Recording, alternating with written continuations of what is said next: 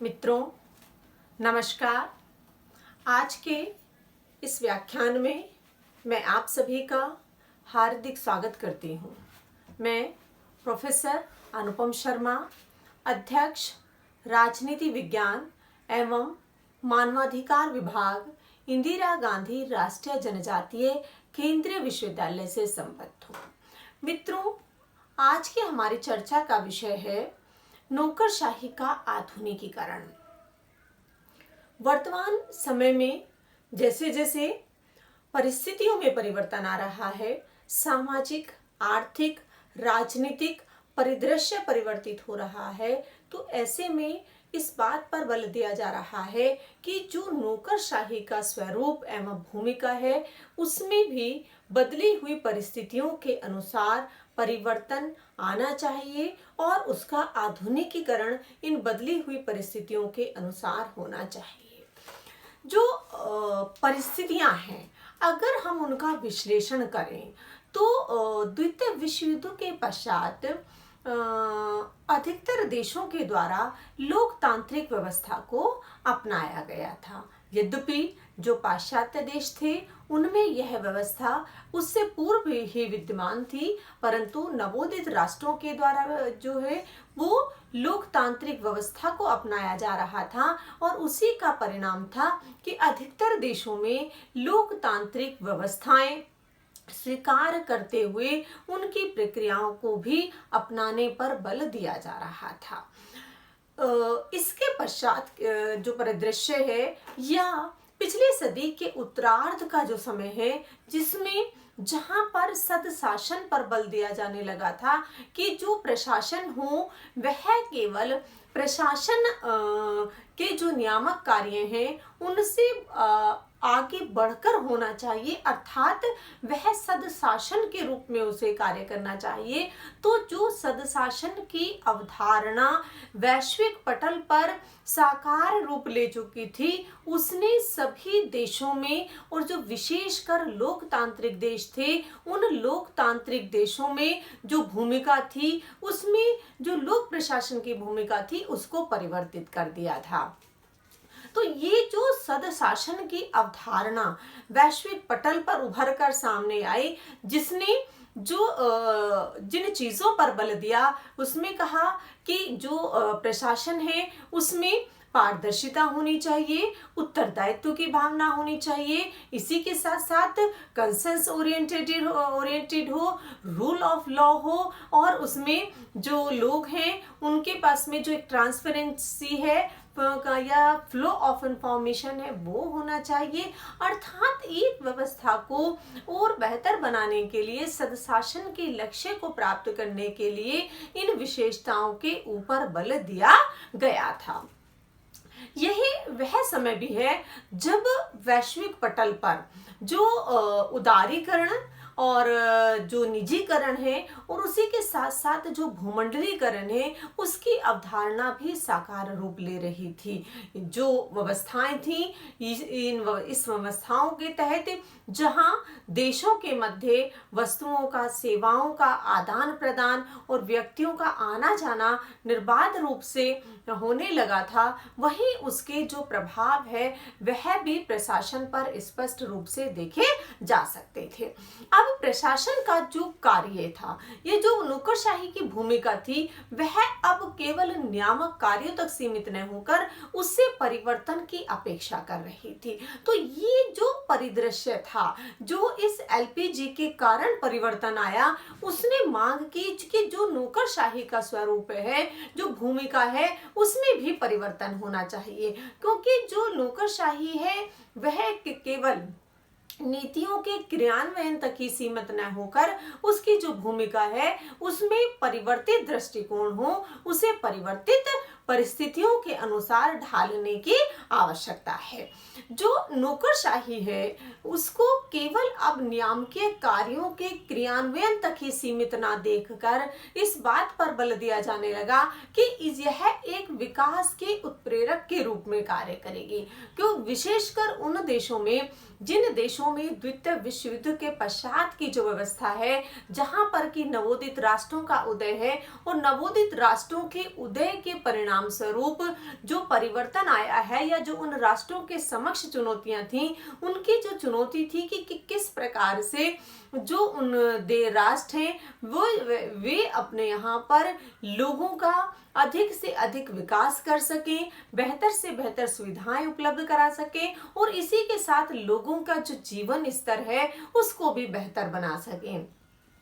इन सभी लक्ष्यों को प्राप्त करने के लिए जिन चीजों के ऊपर बल दिया जा रहा था वह था कि प्रशासन के द्वारा, सरकारों के द्वारा लोगों के विकास के लिए इस प्रकार के विकासात्मक कार्यों का, नीतियों का निर्माण किया जाए, और उनको ऐसे समय में जो नौकरशाही है उनके द्वारा जो नीतियों का क्रियान्वयन है वो नीतियों के क्रियान्वयन तक सीमित न होकर, बल्कि उसके साथ साथ उसमें संवेदनशीलता के साथ साथ, जनता के सहयोग के साथ साथ जो सरकार के द्वारा लक्ष्य निर्धारित किए गए हैं उन लक्ष्यों को प्राप्त करने का प्रयास किया जाना चाहिए। तो ये जो परिवर्तित परिस्थितियां हैं उनसे जो परिवर्तन आया है उसमें जो नौकरशाही की भूमिका है उस नौकरशाही की भूमिका में भी परिवर्तन पर बल दिया कि इसको भी इन परिवर्तित दृष्टिकोण के अनुसार परिवर्तन होना चाहिए। वर्तमान में हम बात करें, जो समस्त विश्व आज कोविड-19 वैश्विक महामारी के दौर से गुजर रहा है, तो ऐसी परिस्थितियों में जब प्रशासन के द्वारा जो लोगों के लिए कार्य किए जाने हैं या जो लोगों की अपेक्षा है उसमें भी आज नौकरशाही को का आधुनिकीकरण करने की आवश्यकता पर और बल दिया जा रहा है, क्योंकि इस तरीके की जो ये प्राकृतिक विपत्ति है, आपदा है, समस्या है, इस विकराल रूप में इससे पहले देशों के द्वारा इस प्रकार की जो व्यापकता है उसको नहीं देखा गया था। तो जो ये महामारी है जिसका अभी तक कोई वैक्सीन नहीं उपलब्ध होने के कारण या कोई इस तरीके की दवाइयां उपलब्ध न होने के कारण जो एक समस्या बनी हुई है, उसके आधार पर जो अब नौकरशाही के कार्य हैं उसने और भी उसको परिवर्तित करने पर या उसके आधुनिकीकरण के जो बल है उसको और बल को और बढ़ा दिया है। और ये जो नौकरशाही के आधुनिकीकरण का अगर हम बात करें तो यह केवल इसी सदी की पिछले सदी से ही आरंभ नहीं हुआ है। ये अवधारणा इसे जो 1929 में जो एक ब्रिटिश अध्यवेता थे उनके द्वारा जो उन्होंने अपनी पुस्तक लिखी थी जिसमें नई निरंकुशता पुस्तक में उन्होंने लिखा था कि जो बढ़ती हुई प्रशासकीय निरंकुशता के भार के अंतर्गत लगता है कि जो ब्रिटिश नागरिक हैं अपनी स्वाधीनता ही खो देंगे। अर्थात उस समय पर भी लॉर्ड हीवर्ड के द्वारा इस बात को स्वीकार किया जा रहा था कि जो प्रशासक हैं वो अपनी क्षमता इस आधार पर बढ़ा रहे हैं कि जो लोगों की स्वाधीनता है वह कम होती जा रही है या उनकी भूमिका इतनी बलवती हो रही है कि उसके समक्ष जो उनकी लोगों की स्वाधीनता है वो खतरे में पड़ती नजर आ रही है। उसके पश्चात जो द्वितीय विश्व युद्ध का कार्यकाल रहा है उसने तो उसके पश्चात जो राज्य के कार्यों में वृद्धि हुई है, जो नौकरशाही के कार्यों में वृद्धि हुई है, नौकरशाही को जो शक्तियां प्राप्त हुई हैं उसने इस क्षेत्र में जो आधुनिकीकरण की मांग है उसको और बलवती कर दिया था और प्रबल होती जा रही थी कि जो आकार ये बढ़ चुका है उसको जो एलपीजी के आधार पर जो विश्व व्यवस्था अर्थ आधारित होकर उभर कर सामने आ रही थी, उस अर्थ आधारित व्यवस्था में, उस खुले हुए बाजारीकृत व्यवस्था में जो नौकरशाही की आकार है और जो उसका आकार के साथ साथ जो उसके कार्य हैं उनको सीमित करने पर बल दिया जा रहा था। अर्थात जो कार्य स्वतंत्रता के पश्चात विभिन्न नवोदित राष्ट्रों के द्वारा जो नौकरशाही के आकार में वृद्धि करके उनको सौंपे जा रहे थे, उनके द्वारा विकास के लक्ष्यों को पूरा किया जा रहा था, इसके माध्यम से अब इस बात पर बल दिया जा रहा था कि इस इतना अधिक खर्च नौकरशाही के ऊपर किया जाता है, उसमें कटौती करके उन कार्यों को, राज्य के कार्यों को सीमित करके उन्हें निजी क्षेत्रों में, या जो इस तरीके के संगठन हैं जो इस क्षेत्र में कार्य करने का अनुभव रखते हैं, उनको हस्तांतरित किया जाए। इसी प्रक्रिया के परिणाम स्वरूप जो नौकरशाही के आधुनिकीकरण का जो कॉन्सेप्ट है या जो अवधारणा है वो उभर कर सामने आ रही थी। इसी नौकरशाही के आधुनिकीकरण की में जो बात की जाती है, वह बात की जाती है कि नौकरशाही में भी जनता की सहभागिता होनी चाहिए, क्योंकि राजनीतिक स्तर पर या जो राजनीतिक संस्थाएं हैं उनमें इस बात को स्वीकार कर लिया गया था, और यदि हम कहें कि इस प्रक्रिया को आरंभ भी कर दिया गया था कि जहां पर जो संस्थाएं हैं उनमें स्थानीय स्तर से लेकर जो केंद्र तक की संस्थाएं हैं उनमें जनता की सहभागीदारी होगी, और उस सहभागिता के आधार पर वे नीति निर्माण के कार्यों से लेकर नीतियों के क्रियान्वयन तक और उनके मूल्यांकन तक अपनी भूमिका का निर्वाह करेंगे। परंतु इसी के साथ साथ जो प्रशासनिक मशीनरी है, प्रशासनिक ढांचा है, जो नौकरशाही है, उसकी भूमिका में भी जनता की सहभागिता होनी चाहिए। अर्थात जनता की सहभागिता के पश्चात नौकरशाही के द्वारा जो लक्ष्य प्राप्त किए जाने हैं उनको बेहतर तरीके से प्राप्त किया जा सकता है। और जब जनता की सहभागिता प्रशासनिक क्रियाकलापों में होगी तो निश्चित रूप से जो नीतियों का क्रियान्वयन किया जाएगा, उस क्रियान्वयन के माध्यम से जो लक्ष्यों को प्राप्त किया जाएगा, वे लक्ष्य सरलता के साथ कम समय में और जिन अपेक्षाओं के साथ उन्हें आरंभ किया गया है उनके माध्यम से प्राप्त किया जा सकेगा। इसी के साथ साथ जो विकेंद्रीकरण की अवधारणा है, जो राजनीतिक विकेंद्रीकरण की हम बात करते हैं, उस अवधारणा का आरंभ यद्यपि राजनीतिक क्षेत्र में आरंभ हो चुका था, अब अधिकतर देशों में स्थानीय स्तर तक लोगों की सहभागिता सुनिश्चित करने के लिए जो विकेंद्रीकरण की अवधारणा को अपनाया जा रहा था, उसमें अब प्रशासनिक मशीनरी में भी इस बात पर बल दिया जा रहा है कि नौकरशाही का यदि आधुनिकीकरण किया जाना है तो उसको विकेंद्रीकृत व्यवस्था के रूप में अपनाया जाए, अर्थात उसमें सभी की सहभागिता होनी चाहिए। क्योंकि सामान्यतया देखा जाता है कि जो प्रशासनिक निर्णय प्रशासनिक मशीनरी के द्वारा लिए जाते हैं उसमें जो उच्च स्तर के नौकरशाह होते हैं, प्रशासनिक मशीनरी होती है, उनके द्वारा ही नीतियों का निर्माण किया जाता है। तो ये जो नौकरशाही की अवधारणा है जिसमें जो वरिष्ठ अधिकारीगण होते हैं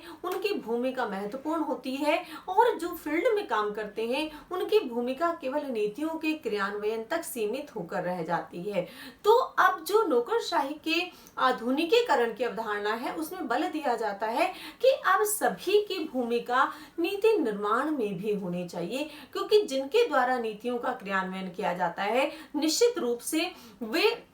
उन सूचनाओं के आधार पर, लोगों की भावनाओं के आधार पर और जो स्थानीय स्तर पर जो आंकड़े होते हैं उनके आधार पर वो अधिक सशक्त होते हैं। तो जब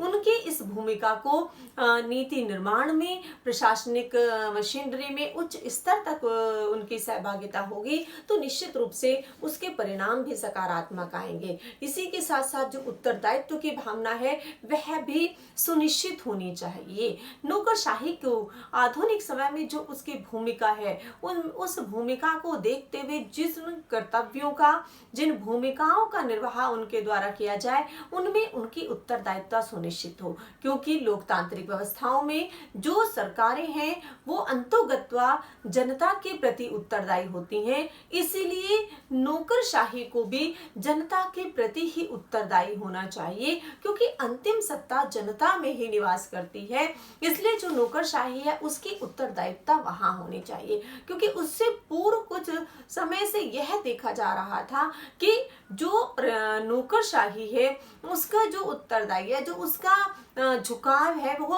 राजनीतिक मशीनरी की तरफ हो जाता है, क्योंकि राजनीतिक मशीनरी के द्वारा ही नीतियों का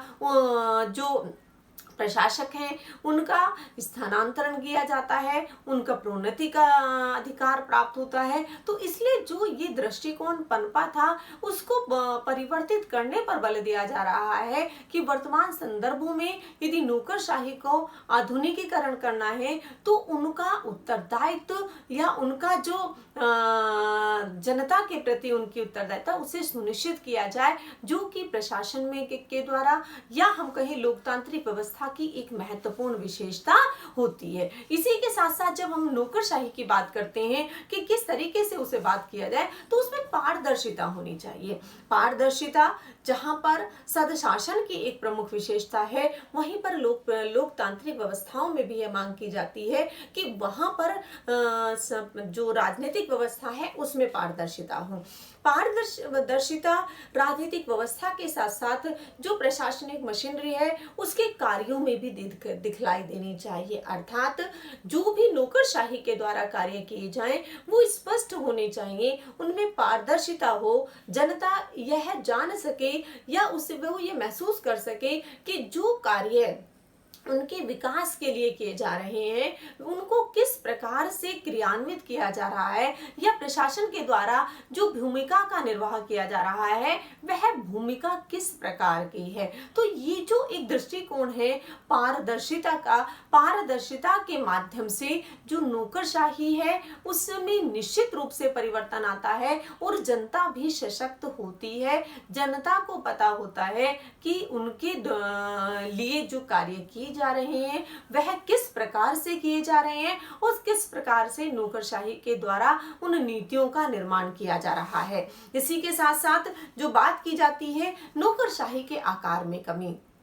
कि जो नौकरशाही का आकार है द्वितीय विश्व युद्ध के पश्चात की यदि हम बात करें तो स्पष्ट रूप से देखा जाता है कि सभी राष्ट्रों में जो नौकरशाही का आकार है उसमें तीव्र गति से वृद्धि हुई थी। तीव्र गति से वृद्धि के पीछे जो एक महत्वपूर्ण कारण था वह था सरकार के द्वारा अधिक से अधिक लोक कल्याणकारी कार्यों का संपन्न किया जाना। तो स्वाभाविक था कि जब सरकार के द्वारा नीतियों का निर्माण किया जा रहा था तो उन नीतियों के क्रियान्वयन के लिए भी एक ऐसे प्रशासनिक तंत्र की आवश्यकता थी जो कि उन नीतियों के क्रियान्वयन को भली भांति कर सके। तो इसी का परिणाम था कि जो नौकरशाही का आकार था वह निरंतर बढ़ता जा रहा था। अगर हम पार्किंसन नियम की भी बात करें तो वो भी यही कहते हैं कि जो नौकरशाही है वो अपने कार्य को और बड़ा दिखाते दिखाते इस तरीके से अपना आकार बड़ा करती चली जाती है, परंतु उसकी जो कार्य कुशलता है उसमें परिवर्तन नहीं दिखलाई देता। तो इसका भी परिणाम रहा कि जो नौकरशाही का आकार था वो बढ़ता जा रहा था। वर्तमान में जब राज्यों के द्वारा इस बात पर बल दिया जाता है कि अधिक से अधिक जो विकास के कार्य किए जाएं तो उसके लिए इन राज्यों के पास में जो धन है वो कहां से आएगा, कैसे उसे अधिक से अधिक जनता के ऊपर खर्च किया जाएगा, उसके विकास के लिए खर्च किया जाएगा। तो वर्तमान में जो बल दिया जा रहा है वह यह है कि नौकरशाही के आकार को कम किया जाए और उसके ऊपर जो धन खर्च होता है, सरकारों का इस बड़े संगठन के ऊपर जो धन खर्च होता है आकार में कमी करके उस धन को बचाकर उसे किया जाए कि उस धन को विकासात्मक कार्यों में लगाया जाना चाहिए।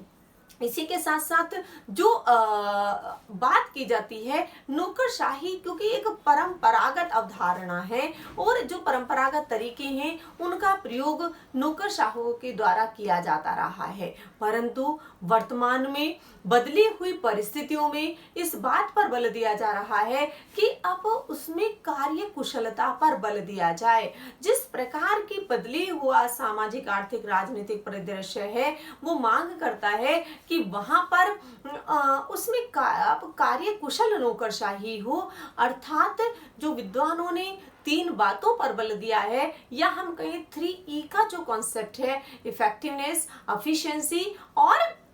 इकोनॉमी का। तो ये जो कॉन्सेप्ट है इसको नौकरशाही के द्वारा व्यवहार में अपनाने की आवश्यकता है। कार्यों को केवल क्रियान्वयन तक ही सीमित ना करके उससे आगे बढ़कर जो ये नवीन लोक प्रबंध की तकनीक है उनका प्रयोग किया जाए और प्रशासनिक कार्यों को अधिक से अधिक कार्य कुशलता के साथ, अधिक से अधिक प्रभावकारिता के साथ और कम से कम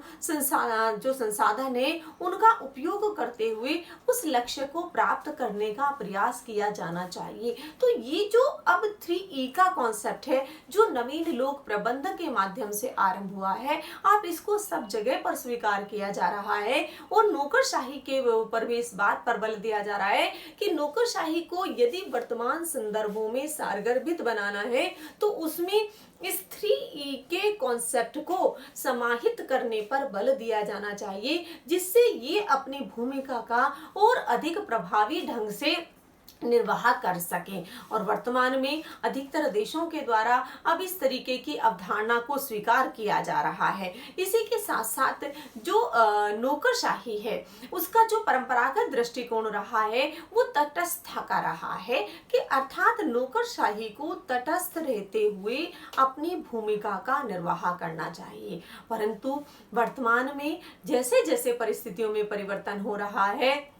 या हम कहें जैसे जैसे उसकी परिवर्तित भूमिका की मांग की जा रही है, तो ऐसे में ये बात करता है कि नौकरशाही को संवेदनशील होने की आवश्यकता है, जिससे कि नौकरशाही जो है वो संवेदनशील होकर जनता के साथ जुड़ाव महसूस कर सके और जब जनता के प्रति उनका जुड़ाव होगा तो निश्चित रूप से जो उनके द्वारा भूमिका का निर्वाह किया जाएगा वह अधिक सारगर्भित होगा और उस जिस कमिटमेंट के साथ, जिस सेंसिटिवनेस के साथ वो नीतियों को लागू करेंगे, जनता की सहभागिता लेंगे, तो उसका जो परिवर्तित स्वरूप वहां पर आएगा वो निश्चित रूप से प्रभावी होगा और अधिक बेहतर तरीके से वो अपनी भूमिका का निर्वाह कर सकेंगे। इसी के साथ जो प्रबंधकीय भूमिका के अब भाव जो एक कॉन्सेप्ट है वो उभर कर आ रहा है कि जो नौकरशाही है परंपरागत कार्यों पर बल देने की अपेक्षा है उसमें जो विद्वानों के द्वारा महसूस किया जाता है कि उसमें प्रबंधकीय जो पुट है उसका अभाव है। तो उस अभाव को दूर करने के लिए जो नई नई तकनीकें हैं, जो उद्यमी तकनीकें हैं, उनका प्रयोग भी नौकरशाही के द्वारा किया जाना चाहिए, क्योंकि जो नवोदित राष्ट्र है, विशेषकर विकासशील राष्ट्र है, उसमें इस बात को महसूस किया जाता है कि जो सार्वजनिक हित के संगठन है, जो सार्वजनिक संगठन है, उनमें जिस प्रकार की भूमिका का निर्वाह किया जाता है उसमें उन जो पुरातन तकनीकें हैं या परंपरागत तकनीकें हैं उनका प्रयोग किया जाता है। परंतु जिस प्रकार से वर्तमान में जो प्रबंध के दृष्टिकोण निजी संगठनों के द्वारा अपनाया जाता है, तो वर्तमान में इस बात पर भी बल दिया जाता है कि उन तकनीकों का प्रयोग नौकरशाही के द्वारा भी किया जाए, जिससे कि जो भूमिका है उसमें परिवर्तन स्पष्ट रूप से देखा जा सके। इसी के साथ साथ जो जनता है उसका भी सहयोग लिए जाने की आवश्यकता है, अर्थात जो जनता की जो भूमिका है उसको और सारगर्भित किया जाए, उसे सारगर्भित करने का कि अर्थात उनके द्वारा जो भूमिका निभाई जाए उस भूमिका को उसके द्वारा बल दिया जाए कि प्रशासकों के माध्यम से उसको प्रशासन में वो किस प्रकार से अपनी भूमिका का निर्वाह कर सकती है, किस प्रकार से सक्रिय भूमिका निभा सकती है नीतियों के क्रियान्वयन में। क्योंकि जो नीतियों का क्रियान्वयन है यद्यपि वह प्रशासनिक मशीनरी का कार्य होता है, परंतु उसके साथ साथ जो जनता है जिनके लिए उन नीतियों का निर्माण किया गया है, क्रियान्वयन किया जा रहा है, तो जब उनकी भूमिका सुनिश्चित हो जाएगी और उनकी सहभागिता ली जाएगी तो जो उसका आउटपुट होगा, जो उसके परिणाम होंगे वो उससे बेहतर आ सकेंगे और नौकरशाही का जो ये परिवर्तित दृष्टिकोण होगा वो निश्चित रूप से उसमें परिवर्तन लेकर आएगा। इसी के साथ साथ जो वर्तमान समय में जो नौकरशाही है और जनता है उनके जो संबंध हो वो इस तरीके के संबंधों पर बल दिया जाता है कि दोनों एक साथ मिलकर कार्य करें। जो गैप है उस गैप को कम करके जनता और प्रशासनिक मशीनरी के मध्य का जो गैप है उसे समाप्त करके दोनों को एक साथ लाकर यही एक साथ मिलकर काम करने की आवश्यकता है। क्योंकि जो नौकरशाही का परंपरागत दृष्टिकोण है तटस्थता का, उसमें जो उसके अनुभव के आधार पर यह महसूस किया गया था कि जो परिणाम नौकरशाही से अपेक्षित होते हैं उनका जो लक्ष्य है वो उससे दूर नजर आते हैं। तो अगर उस लक्ष्य को प्राप्त करना है तो निश्चित रूप से जनता और नौकरशाही के मध्य के जो संबंध है उन्हें बेहतर बनाना होगा, उन्हें और हम कहें दोनों को पास लाना होगा, जिससे कि जो नीतियों का क्रियान्वयन है उसको बेहतर तरीके से किया जा सके। क्योंकि जो नौकरशाही के आधुनिकीकरण के अवधारणा है यह वर्तमान परिस्थितियों में और अधिक महत्वपूर्ण होती जा रही है। क्योंकि जैसे जैसे समस्याएं बढ़ रही हैं, जैसे जैसे सामाजिक आर्थिक राजनीतिक परिवर्तन हो रहा है, उसी का परिणाम है कि अब इस बदलते हुए परिदृश्य में जो आवश्यकता है वह है कि अब नीतियों का क्रियान्वयन जो नौकरशाही के द्वारा किया जाता है, जहां पर उन बात की जाती है कि वो दक्ष भी होंगे, वो कार्यकुशलता के साथ काम करेंगे, वो संवेदनशील भी होंगे, इसी के साथ साथ पारदर्शिता भी होगी, वो जो जनता के साथ उनका सहयोग है वो भी बना रहेगा। इन्हीं सब के माध्यम से जो सरकारों के द्वारा लक्ष्य निर्धारित किए जाएंगे उन लक्ष्यों को प्राप्त करने में उनके द्वारा जो भूमिका का निर्वाह किया जाएगा वह और अधिक सारगर्भित हो जाएगा। इसलिए ये जो बदली हुई परिस्थितियां हैं और वर्तमान की परिस्थितियां और भी इस संदर्भ में महत्वपूर्ण हो जाती हैं कि जहां पर समस्त विश्व वैश्विक महामारी के दौर से गुजर रहा है, तो वहां प्रशासन की भूमिका न केवल वर्तमान में वैश्विक महामारी के दौरान बल्कि जो आने वाला समय होगा उसमें भी उनकी भूमिका और अधिक परिवर्तित, हम कहें आधुनिक होगी। क्योंकि जो परिदृश्य इसके पश्चात या हम पोस्ट कोविड इरा की जब हम बात करते हैं तो वो जो एक समय आएगा वो समय निश्चित रूप से एक बदला हुआ समय होगा, जहां पर जनता की अपेक्षाएं भी अलग होंगी, उनकी भूमिका भी अलग होगी, और जो नौकरशाही का परंपरागत एक दृष्टिकोण रहा है उसमें भी यद्यपि परिवर्तन की बात, उसके आधुनिकीकरण की बात तो आरंभ हो ही चुकी है, लेकिन वर्तमान परिस्थितियों में इस आधुनिकीकरण को, उस जो नौकरशाही का दृष्टिकोण है जो उसमें परिवर्तन की बात की जा रही है, उसके आधुनिकीकरण की बात की जा रही है, तो कोविड के दौरान और कोविड के पश्चात का जो समय होगा निश्चित रूप से उसमें जो वो नौकरशाही का आधुनिकीकरण है उसकी जो अवधारणा है उसको साकार रूप देने पर और भी अधिक बल दिया जाएगा। क्योंकि बदली हुई परिस्थितियों में बदली हुई भूमिका निश्चित रूप से नौकरशाही की जो भूमिका है उसको सारगर्भित करेगी और उसको और प्रभावी बनाने में अपनी भूमिका का निर्वाह करेगी। इसी के साथ साथ आप सभी का बहुत बहुत धन्यवाद।